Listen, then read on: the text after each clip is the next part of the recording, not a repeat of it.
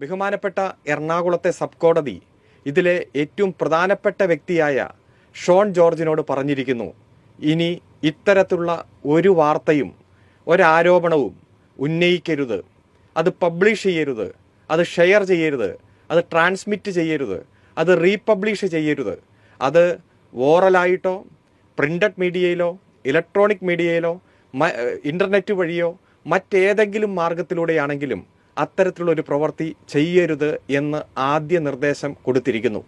രണ്ടാമതായി, ഇതുവരെ പ്രക്ഷേപണം ചെയ്ത, പബ്ലിഷ് ചെയ്ത, ട്രാൻസ്മിറ്റ് ചെയ്ത, ഷെയർ ചെയ്ത, പോസ്റ്റ് ചെയ്ത എല്ലാ ആരോപണങ്ങളും കൃത്യമായി പിൻവലിക്കണം, റിമൂവ് ചെയ്യണം. ഷോൺ ജോർജ് അല്ലാതെ മറ്റാരെങ്കിലുമോ, പേര് അറിയുന്നയാളോ അറിയാത്തയാളോ, പേര് വെളിപ്പെടുത്താവുന്നയാളോ വെളിപ്പെടുത്താത്തയാളോ കൃത്യമായി ഇത്തരത്തിലൊരു പ്രവൃത്തി ഇനി ഭാവിയിൽ ചെയ്തുകൂടാ എന്ന ഒരു പെർമനൻ്റ് ഇഞ്ചക്ഷൻ നമ്മുടെ എറണാകുളത്തെ സബ് കോടതി കൊടുത്തിരിക്കുന്ന ഒരു പ്രധാനപ്പെട്ട വാർത്ത കഴിഞ്ഞ ദിവസങ്ങളായി ഈ കേരളത്തിലെ മുഖ്യധാര മാധ്യമങ്ങളെല്ലാം മുക്കിയിരിക്കുകയാണ്, മറച്ചു വച്ചിരിക്കുകയാണ്.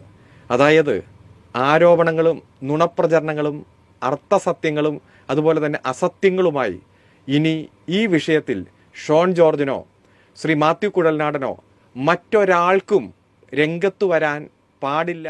CMRL കമ്പനിയും മുഖ്യമന്ത്രിയുടെ മകളുടെ ഉടമസ്ഥയിലുള്ള എക്സലോജിക് കമ്പനിയും തമ്മിലുള്ള കരാറുമായി ബന്ധപ്പെട്ടുകൊണ്ട് നിരന്തരം ആരോപണങ്ങൾ ഉന്നയിച്ചുകൊണ്ട് പൊതുമാധ്യമങ്ങളിൽ പ്രത്യക്ഷപ്പെട്ടുകൊണ്ടിരുന്ന ചിലരെ ഇപ്പോൾ കാണുന്നില്ല. എന്താണ് അതിന് കാരണം? പത്രദൃശ്യ മാധ്യമങ്ങളൊന്നും ആ കാരണത്തെക്കുറിച്ച് അന്വേഷിച്ചുമില്ല, കണ്ടെത്തിയുമില്ല. എന്താണ് ആ കാരണമെന്ന് അറിയണം എന്നൊരാഗ്രഹവും ഈ കേരളത്തിലെ മുഖ്യധാര പത്രമാധ്യമങ്ങൾക്കില്ല. എന്നാൽ എന്താണ് വസ്തുത? പല വ്യാജ വാർത്തകളും തയ്യാറാക്കി അവ സ്വന്തം സോഷ്യൽ മീഡിയ പ്ലാറ്റ്ഫോമിലൂടെ പ്രചരിപ്പിച്ച് അതോടൊപ്പം തന്നെ നിരവധി ആളുകൾക്ക് ഷെയർ ചെയ്യുവാനുള്ള അവസരമുണ്ടാക്കി അത് നിരന്തരം ഈ കമ്പനികളെ ആക്രമിക്കാൻ വേണ്ടിയിട്ടുള്ള ഒരവസരമായിട്ട് ഉപയോഗിച്ച ചില വ്യക്തിത്വങ്ങളുണ്ട്. പ്രത്യേക പത്രസമ്മേളനം നടത്തി ഈ കമ്പനികൾക്കെതിരെ നിരന്തരമായി ആക്ഷേപങ്ങൾ ഉന്നയിച്ചു കൊണ്ടിരുന്നവരാണവർ. പക്ഷേ ബഹുമാനപ്പെട്ട എറണാകുളത്തെ സബ് കോടതി ഇതിലെ ഏറ്റവും പ്രധാനപ്പെട്ട വ്യക്തിയായ ഷോൺ ജോർജിനോട് പറഞ്ഞിരിക്കുന്നു, ഇനി ഇത്തരത്തിലുള്ള ഒരു വാർത്തയും ഒരാരോപണവും ഉന്നയിക്കരുത്, അത് പബ്ലിഷ് ചെയ്യരുത്, അത് ഷെയർ ചെയ്യരുത്, അത് ട്രാൻസ്മിറ്റ് ചെയ്യരുത്, അത് റീപബ്ലിഷ് ചെയ്യരുത്.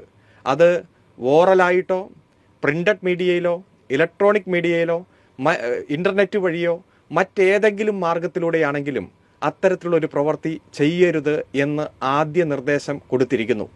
രണ്ടാമതായി, ഇതുവരെ പ്രക്ഷേപണം ചെയ്ത, പബ്ലിഷ് ചെയ്ത, ട്രാൻസ്മിറ്റ് ചെയ്ത, ഷെയർ ചെയ്ത, പോസ്റ്റ് ചെയ്ത എല്ലാ ആരോപണങ്ങളും കൃത്യമായി പിൻവലിക്കണം, റിമൂവ് ചെയ്യണം.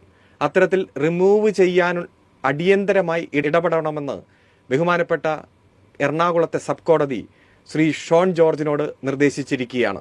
അതിനുള്ള സാഹചര്യം മെറ്റ കമ്പനി തന്നെ ഉണ്ടാക്കണം. ഫേസ്ബുക്കും ഇൻസ്റ്റാഗ്രാമും എല്ലാം ഉടമസ്ഥതയിലുള്ള മെറ്റ തന്നെ അതിനുള്ള അവസരം ഉണ്ടാക്കണം എന്ന് നിർദ്ദേശിച്ചിരിക്കുന്നു. ഏറ്റവും പ്രധാനപ്പെട്ട കാര്യം, ഷോൺ ജോർജ് അല്ലാതെ മറ്റാരെങ്കിലുമോ, പേര് അറിയുന്നയാളോ അറിയാത്തയാളോ, പേര് വെളിപ്പെടുത്താവുന്നയാളോ വെളിപ്പെടുത്താത്തയാളോ കൃത്യമായി ഇത്തരത്തിലൊരു പ്രവൃത്തി ഇനി ഭാവിയിൽ ചെയ്തുകൂടാ എന്ന ഒരു പെർമനൻ്റ് ഇഞ്ചക്ഷൻ നമ്മുടെ എറണാകുളത്തെ സബ് കോടതി കൊടുത്തിരിക്കുന്ന ഒരു പ്രധാനപ്പെട്ട വാർത്ത കഴിഞ്ഞ ദിവസങ്ങളായി ഈ കേരളത്തിലെ മുഖ്യധാര മാധ്യമങ്ങളെല്ലാം മുക്കിയിരിക്കുകയാണ്, മറച്ചു വച്ചിരിക്കുകയാണ്. അതായത് ആരോപണങ്ങളും നുണപ്രചരണങ്ങളും അർത്ഥസത്യങ്ങളും അതുപോലെ തന്നെ അസത്യങ്ങളുമായി ഇനി ഈ വിഷയത്തിൽ ഷോൺ ജോർജിനോ ശ്രീ മാത്യു കുഴൽനാടനോ മറ്റൊരാൾക്കും രംഗത്തു വരാൻ പാടില്ല, കഴിയില്ല എന്നതാണ് ഈ കോടതി വിധിയുടെ അർത്ഥം. എല്ലാവരും മറച്ചു വയ്ക്കാൻ ശ്രമിച്ചാലും മാധ്യമങ്ങൾ അത് പ്രചരിപ്പിക്കാൻ തയ്യാറായില്ലെങ്കിലും കൃത്യമായിട്ടുള്ള സത്യം നമ്മുടെ മുന്നിൽ ഈ കോടതി വിധിയിലൂടെ വ്യക്തമായിട്ട് തന്നെയുണ്ട്.